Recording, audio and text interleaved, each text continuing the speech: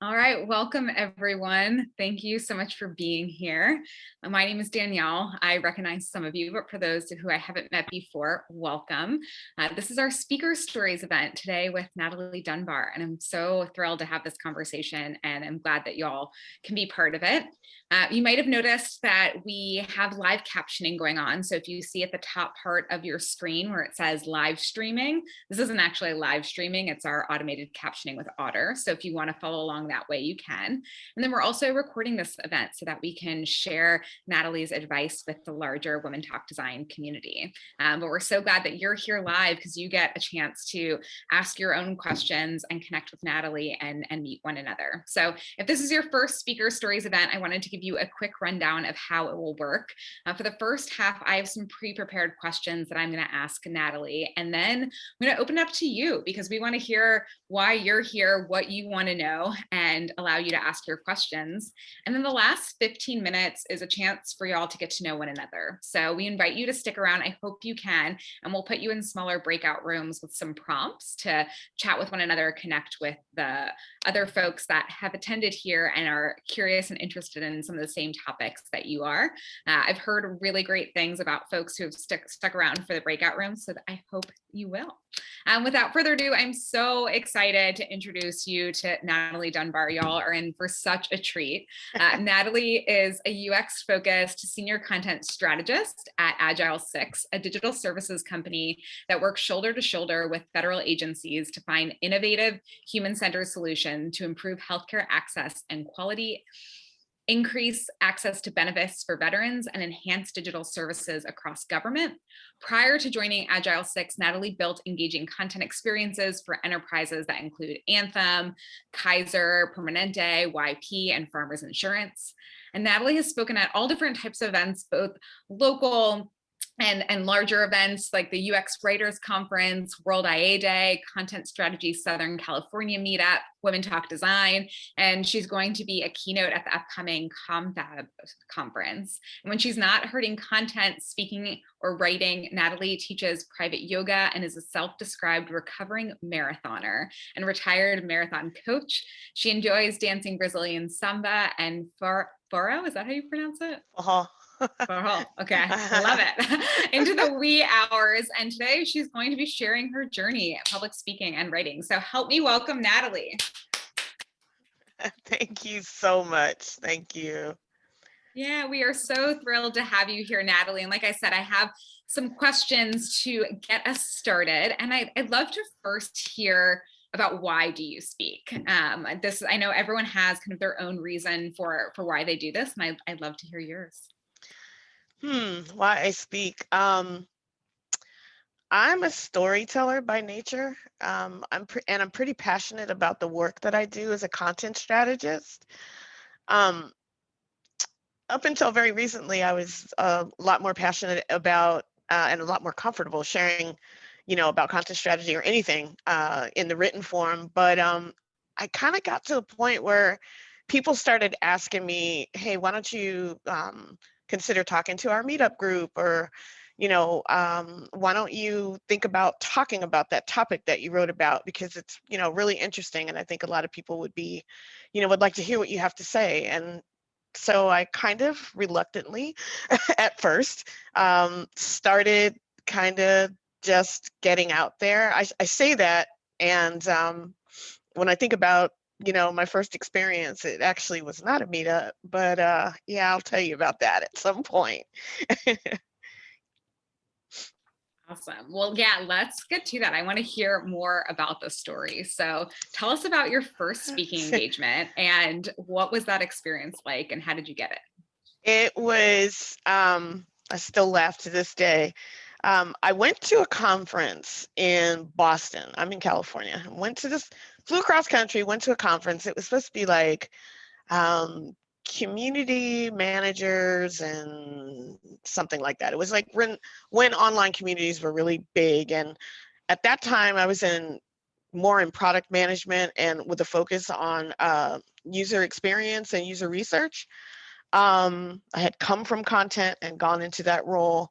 So I went to this conference thinking, oh, I'm going to learn about, how to build, online communities, and specifically how to build them not so much as a marketing arm, but as an extension of, I was at YP at the time, yellowpages.com. We had an on-site usability lab where we would do on-site research and, for our products.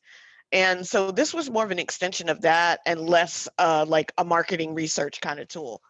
But when I got to the conference, it was a little bit light on all things community. I forget what the focus was now because it was a while ago. So they, long story short, they asked, they ask you to kind of give feedback. So I sent my online feedback and they called me and they were like, well, you're really interested in what you had to say. Tell us more. And by the time we got done with the conversation, they were like, can you come back and speak next year? And this was not a meetup. This was like a huge conference. There were like people from Verizon and not Gartner. There was another Forrester or something like that. There were like all these like big, people that I had like read their work, and I'm going, I don't think I belong here. But and making it worse yet, I was the second to last speaker on the first day before happy hour. So it was That's a just tough like, one. That's a tough yeah, position I to was be just in. like, okay, like don't shoot me. But I just kind of leaned in with a little bit of humor and knowing that it was going to be towards the end of the day. Some people would have been traveling that day, that Monday, unlike I was able to get there that Sunday night. So I just kind of tried to consider, all the things, and it went really well. Yeah. My knees were knocking the entire time, but it went really well. And I would like to say I caught the bug, but I was still really kind of shy about speaking even after that. But yeah, that was my first experience. I love that as kind of a side note, like always give the feedback and leave your name. You never know what's going Exactly. to come out of it. Yeah, that's great. So you said that you didn't catch the bug then, but as we know, you've done more speaking since then and are continuing to do so. So tell us how that happened. How did you continue speaking even though, maybe it still made you nervous or you weren't as excited Um, about it? yeah, a colleague of mine that I worked with way back in the day at Yellow Pages started the Southern California, what were we called then? Content Strategy Southern California. Because there was a big content strategy group up in San Francisco. They were like 5,000 members, but we didn't have anything down here in Southern California for content strategists specifically, who were UX focused and that were like, interested in all things user experience. So, as friends will do, they'll be like, come on, don't you wanna? So I agreed to be kind of to assist with like developing programming and that kind of thing, and to show up at events and just help people. But then all of a sudden it was like, hey, let's go speak at what's it called? Innovate Pasadena, which is local to where I live. It's a kind of a tech entrepreneurial meetup group that they have this uh, what is it called? Friday coffee thing that they do every Friday morning at 8 a.m. And my colleague and I, Michael and I, went and we spoke at that event, and it was on YouTube.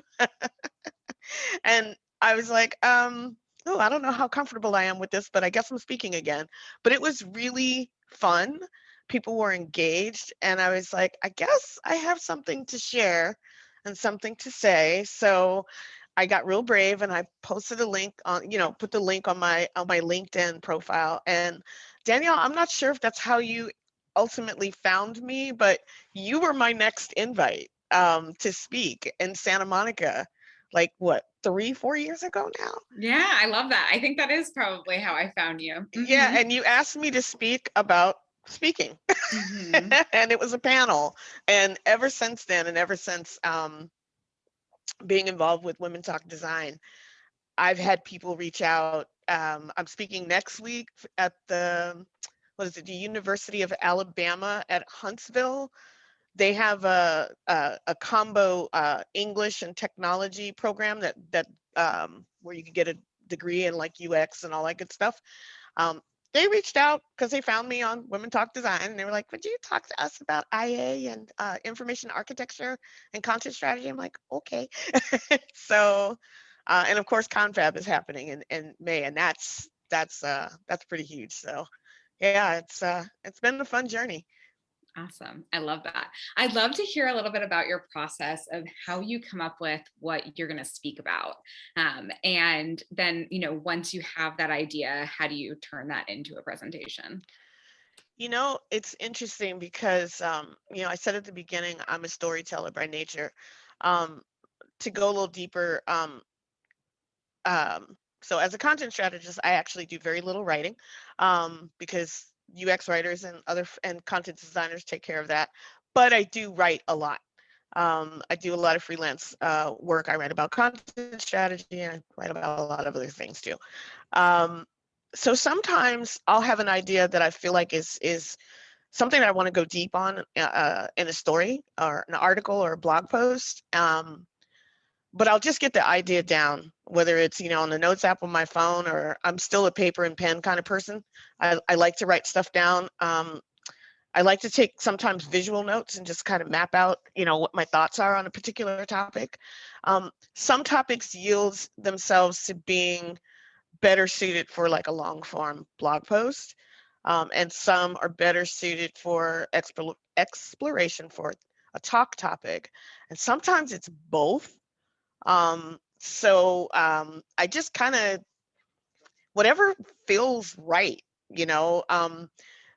The thing about talk topics is that, um, sometimes well, actually, I've gotten into the habit of actually pitching talks and submitting pitches for talks instead of people like waiting for people to come to me, which is really scary. But once you do it one or two times, it's good. Um, Love that. yeah, it's and I learned a lot about that by going to some of the Women Talk Design workshops, I have to say. And I'm not saying that as a pitch so much that it's true. Um, I never I never saw myself as a public speaker, but I do see myself as a storyteller. So when one medium doesn't fit, I go to the other one, and sometimes it's both. Um, I have found recently that, with some of the things I've written about, in more detail, I can pull kind of a talk out of it. So, for example, I wrote about diversity, equity, and inclusion and accessibility in content. And from that, I've gotten, well, one of my talks, my talk for Confab, is about that topic with a little yoga slant because the whole yoga thing. I teach accessible yoga, so I was like, if I'm very much about creating safe spaces, safe and welcoming spaces that are equitable in yoga, and how can that translate into UX and content strategy? I know, weird approach, but it worked. So, yeah, sometimes it's just a content strategist dream. It's like, write once, use often. So I've taken a couple of different angles with that kind of central topic of DEI, diversity, equity, and inclusion, and accessibility. And I guess that's kind of my thing right now. Yeah, that's great. I love how you think about what is the right medium for this. Because I was going to ask you about, writing too, because that's another thing that you do. And speaking and writing can oftentimes go hand in hand. So I Mhm. love you sharing that process and kind of where does this fit in, and also just how parts of your personal life can come into speaking. I know that oftentimes when we think about giving a professional talk, you might not, think that you can use some of these more personal aspects of your life, and so that yoga story is a really great example. Yeah, I mean, everybody, well, maybe not everybody, but a lot of people really like Brene Brown. And she How could you not? is, exactly, she's a scientist, she's a researcher, she's all these things. But the way I feel like she really hooks people is with those personal anecdotes. Mhm. And it's a little bit scary to be vulnerable, but it's also, if you flip it on its head, it's also the easiest place to talk from because you're speaking from your truth. whatever your truth is, right? And you bring that truth with you to work, especially nowadays, right?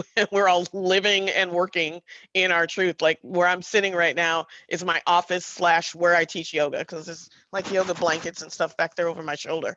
But this is the truth of my life. And you know, if I can speak from that place and apply that to a talk topic, it just makes it fun.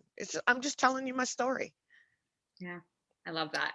I want to hear a little bit about your preparation outside of preparing the content, preparing yourself before you present. I know you mentioned your knees knocking together for that first conference talk, and speaking, maybe is still intimidating. Maybe you feel more comfortable with it. But how do you prepare, like right before you speak, and then do you have any rituals or anything that you do afterward to kind of come out of that zone as well?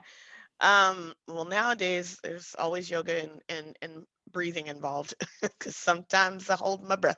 Um, Still, uh, I I rehearse like crazy, but not so much like memorizing slides.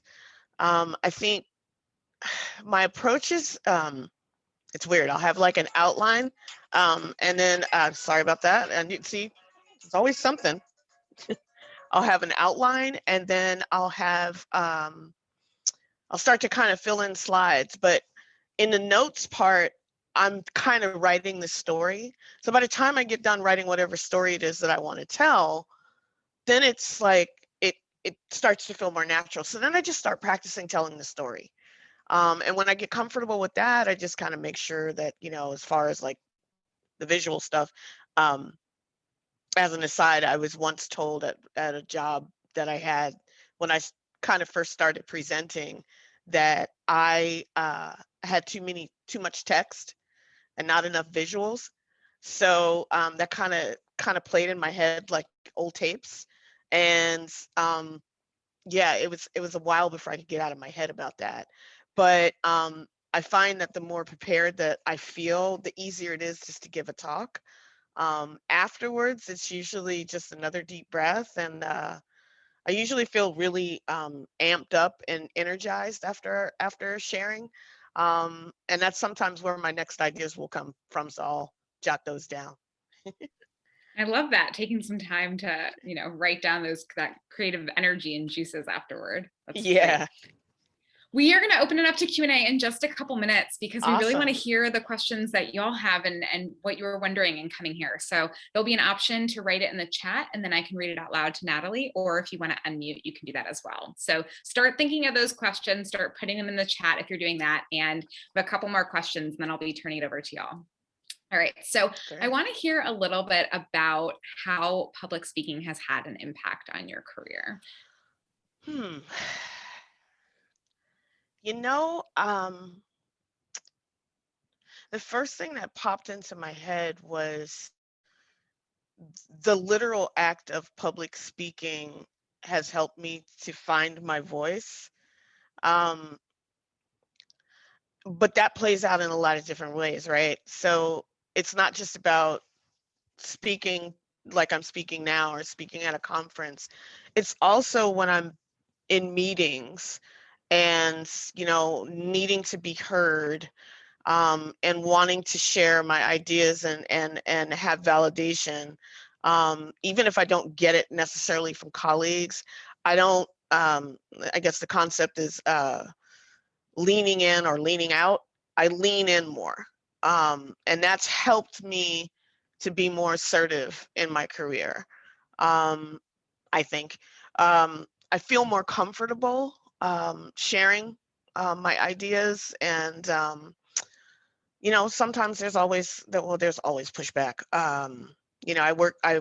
I co-work with creatives, but also engineers. I kind of sit in the middle, and there will be some engineer splaining that happens from time to time, and or folks that don't care to know about content strategy.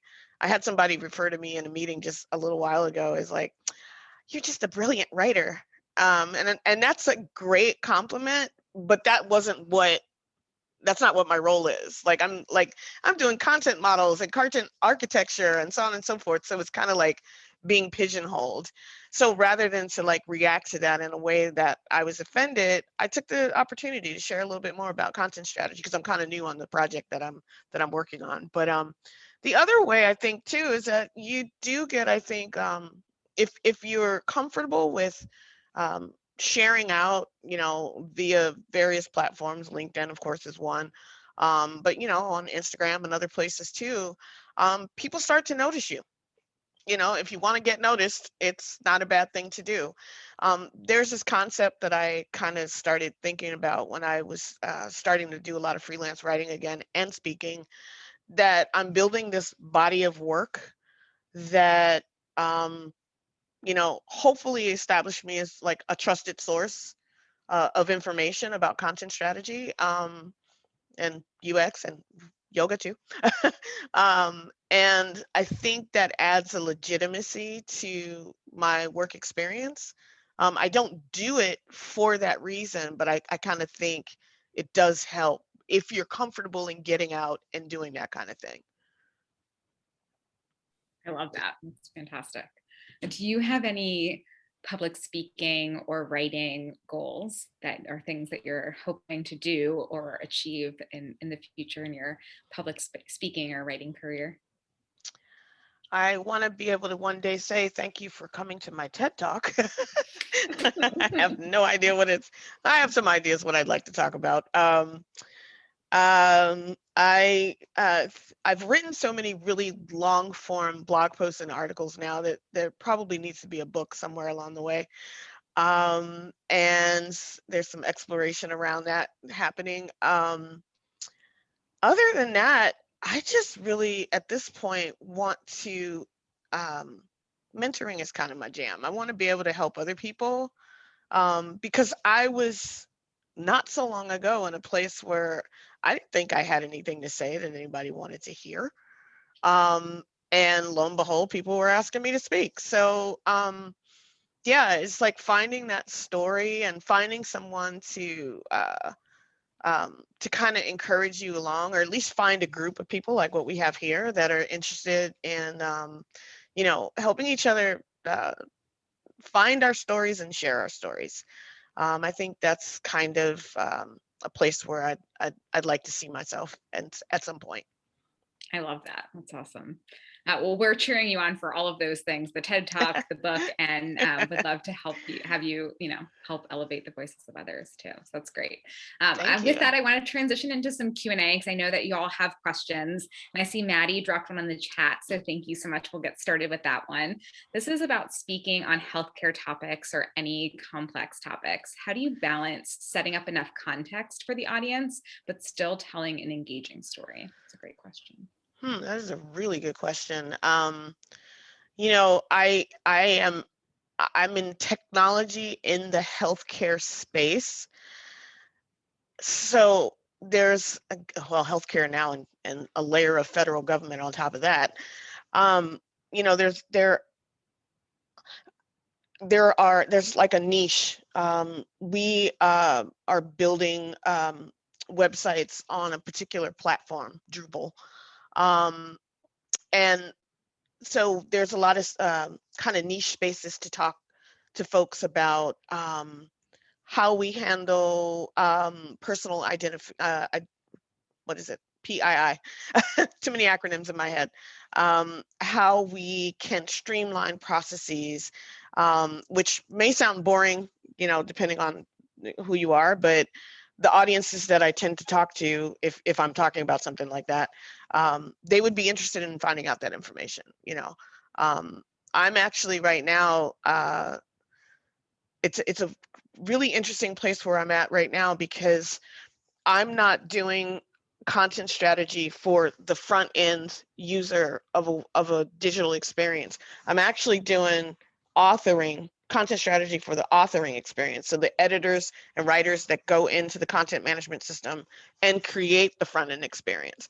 So it's a really different way of looking at content strategy and just, UX overall. But yeah, it's I think the thing that I think no matter who you're talking to, no matter what the topic is, if you're doing a talk on whether it's healthcare or content management systems or whatever it is, do your research, do your social listening, get out there on whatever you are on, whether it be Twitter or, whatever, and figure out what people are talking about. You can see trends, like, what people are interested in.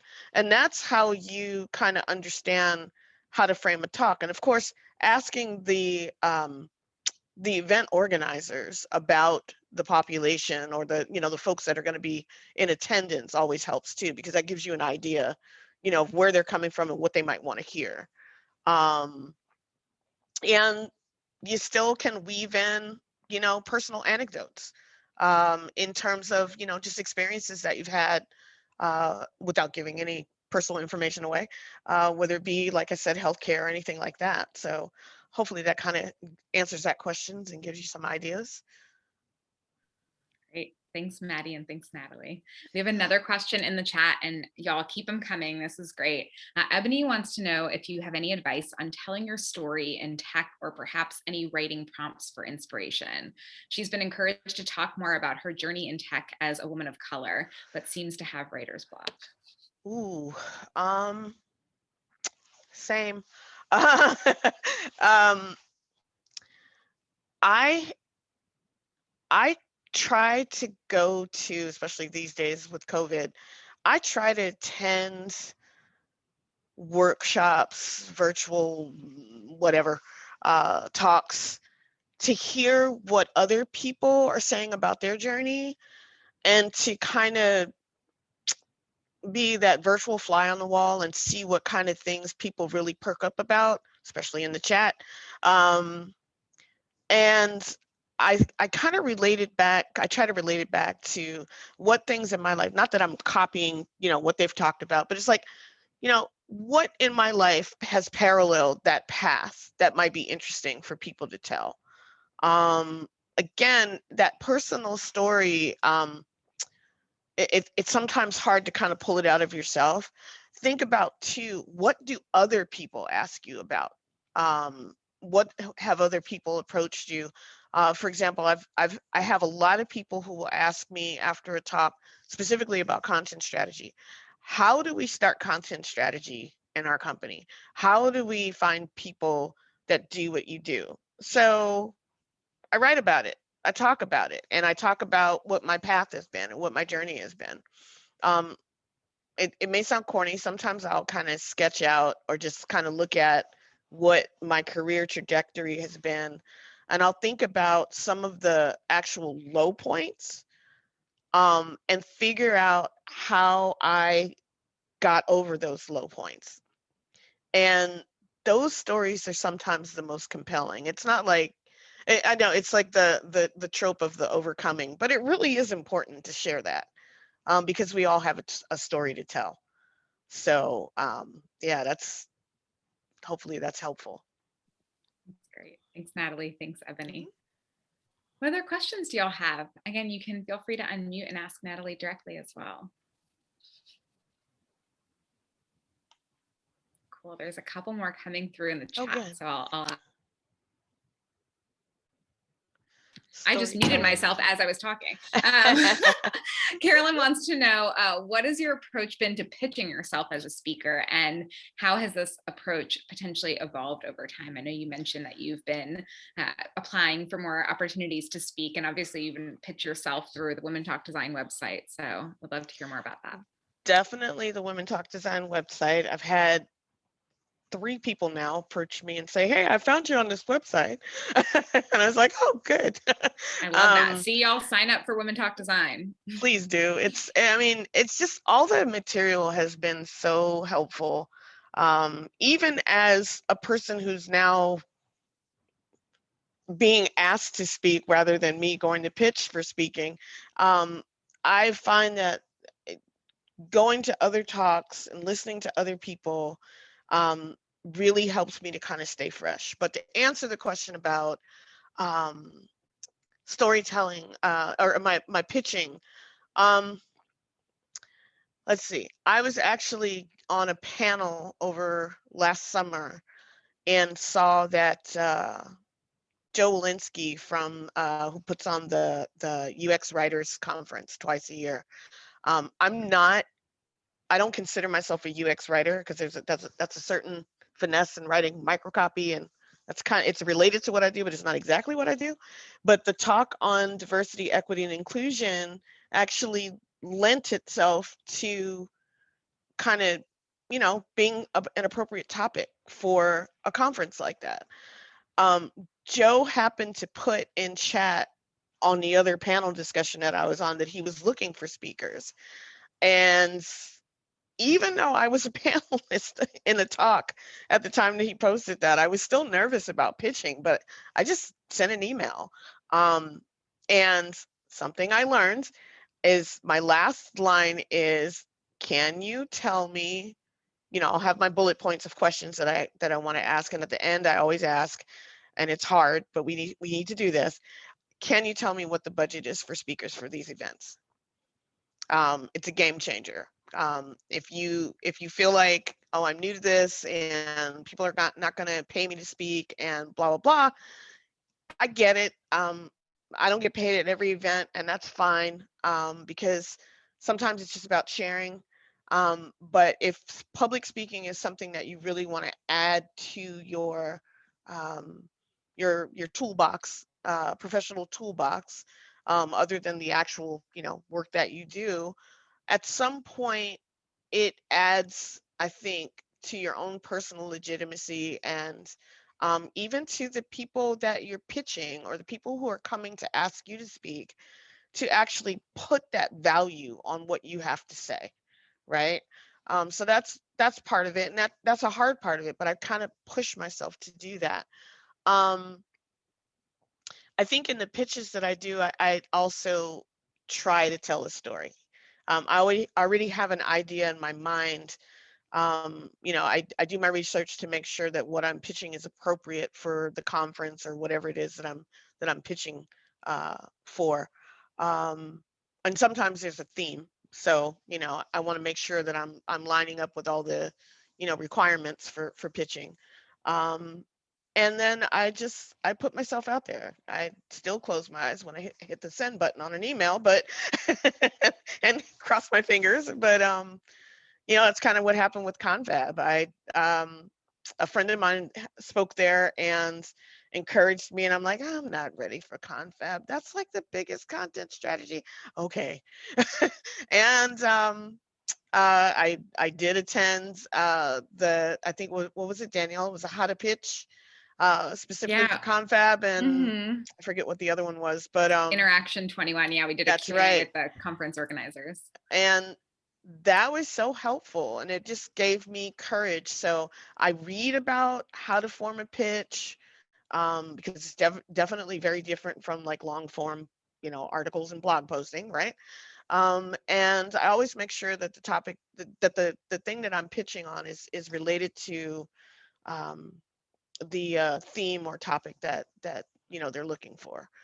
Um, and I also, last thing, I always look at if I can find um, other talks online from, like, if there were events, the same event in years past. I watch a few of them just to kind of get a feel for, like, is this really a place that I want to pitch to? Do that research. Awesome. Great nuggets in there. Yeah, I love that Yeah. research part. Megan first says, thank you for speaking with us today. And question is similar to Maddie's, but do you have any specific advice on storytelling within the UX design field? She's emerging into the field and has heard that it's a big part of the field.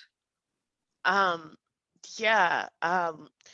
You know, when I first got into UX, um, as a content strategist, I um, didn't hear a lot of people talking about it. Like, it, there's some folks I think that even still don't necessarily feel like it's a tech kind of thing, and it's not always if you're designing experiences for physical spaces, right? But there are those shared elements of let's call it experience design, that folks want to hear about. Um, One of the things that I think resonates a lot with me when I am engaged by a talk, is to hear case studies. So say there's a theme for an event you're interested in speaking at, and maybe you've got a case study or an experience that you can share that's related to that theme. People love to hear like war stories about, you know, um, I worked on a website once that literally it looked like kind of the poor NASCAR. Their old website used to be like the experience of what not to do on the web. And I was working on a gas utility site that was, they were based in Washington, D.C. And the experience was, it was bad.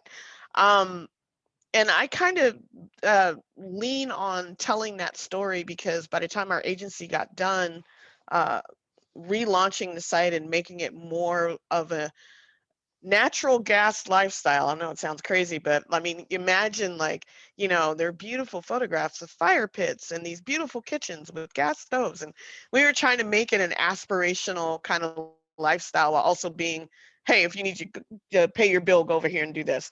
But we had several audiences that we were trying to serve, and we won Addy Awards for that work. People want to hear about that stuff. People also like to hear about, specifically in UX, like what things maybe you encountered that went sideways and how you fixed them. Um, and so say if you're speaking at a conference or something and there's well, like World IA Day last year, I spoke about the um, information architecture and content strategy, and I kind of made the commonality was about tidying up spaces, and so I did a little kind of play off of Marie Kondo, and it resonated. It's like people kind of got a basic understanding of what content strategy was and how it relates to information architecture and how both things are used to create make sense out of information spaces. Quirky, that's me. But yeah, just you know finding what you're passionate about, sharing kind of some of those war stories. Those seem to be the things that resonate in the UX talks that I enjoy and that I remember. It's a long Great. answer. Thanks, Natalie. We have time for one or two more questions. So I have a final question I'm going to wrap things up with, but I wanted to make sure that we have time to answer your questions. And then after that, again, I hope that you will stick around for some conversations in smaller groups to kind of share where you are in your public speaking journey and advice that you've received and anything that Natalie shared today that resonated. So any other questions? Awesome. Carolyn just shared one in the chat. What speakers have inspired your journey? Um, I I mentioned Brene Brown, but I think I think that's an easy one because she probably has like one of the most watched TED Talks ever. Um, uh, Shonda Rhimes' TED Talk is really awesome. I think she's a great speaker. Um, I also reread her book, Her Year of Yes, which is really just amazing. But as a speaker too, because she's a reluctant speaker. She is kind of more like, and she goes into more detail in her book about this. She likes to be in the background. She just wants to be out there cranking out her, hit TV shows where she owns Thursday night and, with her kids and that thing and doesn't want to be out in the limelight. And I'm kind of the same way, oddly enough. But I love hearing her speak. Wow, who else? Um, there's a lot of folks that, someone in the content strategy space that I love to hear speak is uh, David Dillon Thomas. He wrote Design for Cognitive Bias, and he's just like a really great speaker. He has that ability to take a topic that's really like heady and scientific, apply it to content strategy, but then also be very engaging and entertaining at the same time. Yeah, he's definitely an inspiration for me as well. I can't think of Awesome. anybody else off the top of my head. I'll That's try. okay. That's a good list. And then, yeah, my final question is I'd love to hear about what has been either your favorite piece of advice that you've received when it comes to public speaking, or it could even be a piece of advice that maybe you got that like did not resonate, that you're like, throw this out, or even something maybe you just, learned the hard way that you want to share with folks who, are maybe new to speaking or maybe aren't sure yet if they have something to share, what you'd share with them. Um, well, I think that be authentic and tell your story is probably the thing that I've heard the most that really resonated with me. I think I had to get over a certain amount of fear of being judged or whatever. Um, you know, I, I also had to understand what is it? A mentor and teacher of mine in the yoga space always tells me when she speaks, she's like, whatever the people think about me is none of my business. I'm like here to deliver a message. What other people think about me and what I have to say is not my business. If they want to make it my business, we can have a conversation about it. It's fine. But um, when you're focused on getting out information, and I mean, yeah, you're going to have your jitters and, all that stuff, but taking the emotion out of it and just telling your story, whatever that story is, whether it's about UX, whatever it is, I think that's the greatest thing, is just tapping into um, that authentic place and just speaking from there. Awesome. That's such a great note to end on. Thank you so much, Natalie. You're Really, really welcome. grateful to have you here and sharing your story and your Thank perspective and your you. advice. And folks, if you do have to head out, I'm just dropping a quick feedback link in the chat because we definitely want to hear from you. But as I shared, I hope that you'll stick around. The breakout rooms are a great chance to meet someone else. I have some prompts that I'll drop in the chat, and we'll bring it all back together just before we end.